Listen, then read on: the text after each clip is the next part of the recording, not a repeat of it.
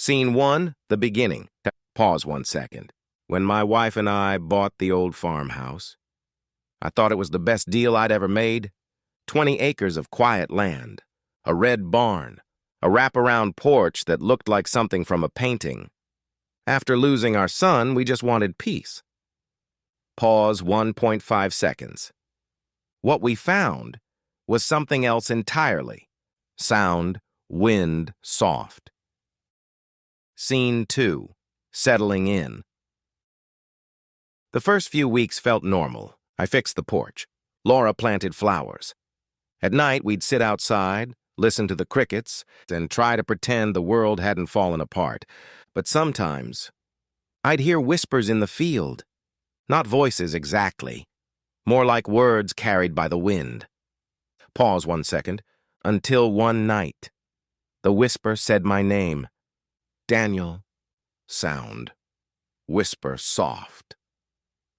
Laura was inside. The sound came from the dark field beyond the fence. I should have ignored it, but I didn't.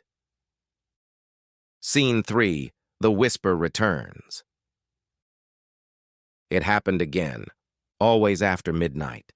A soft, dragging whisper just outside the house. I finally shouted into the night, "Who's there?" Pause 1 second. The answer came, not as a voice, but as a sound. Sound. Door, creak, slow. Like a door opening somewhere deep inside the walls, Laura begged me to stop calling out. I wish I'd listened. Scene 4, the hidden door. A week later, I found a small wooden door beneath the stairs, nailed shut. When I pried it open, cold air spilled out, and a staircase led down into darkness.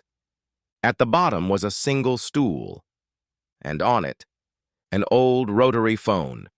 Sound, phone ring distant. The cord ran straight into the brick wall. It started ringing. Sound, phone ring near. I picked it up. Hello? Pause 1.5 seconds. A whisper came through the static. Daniel. Don't open the door upstairs. Then the line went dead. Sound, click, static. Scene 5, the warning.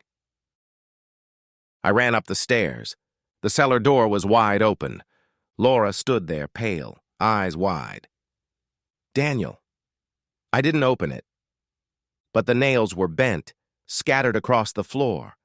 Something, or someone, had forced it open. That night, every door in the house began to move on its own. Slow creaks, gentle clicks, like the whole place was breathing. Sound, door, creak, multiple. Scene 6, the call. Around 2 a.m., the old phone rang again. Laura answered this time. I heard her whisper, "Who is this?" Then she dropped the phone and screamed. It was our son's voice. "Mommy, I'm home." Sound, child laugh distant. We hadn't spoken his name in months. Now the house was saying it for us.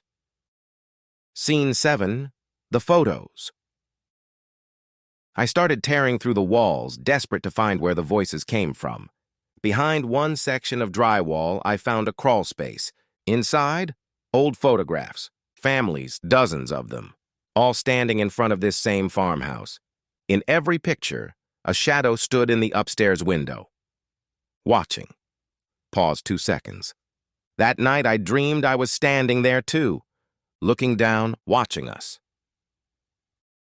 Scene 8, the third call. The next evening, the phone rang again. I hesitated, but I picked it up. "You shouldn't have come here, Daniel." The voice was male now, cold, hollow. "Who are you?" I whispered. "This house remembers." Sound, static low. Then breathing, right beside my ear. But the line was dead. Scene 9, the upstairs door. Laura wasn't in bed. I searched the house, until I saw a door at the end of the hallway, one that had never been there before. I called her name. Nothing. I opened it. Inside was a small room, one stool, one phone, Sound, phone ring near. It rang once. I picked it up. Laura? Her voice came through. It's beautiful here, Daniel. Come see. Then silence. Pause 2 seconds. Scene 10. The end. The police found me 3 days later, alone. No phone, no cellar, no photographs. They said the house was empty.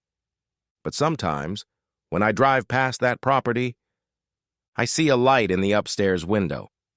And when I get home, my cell phone rings. Sound. Phone ring single. Caller ID, home.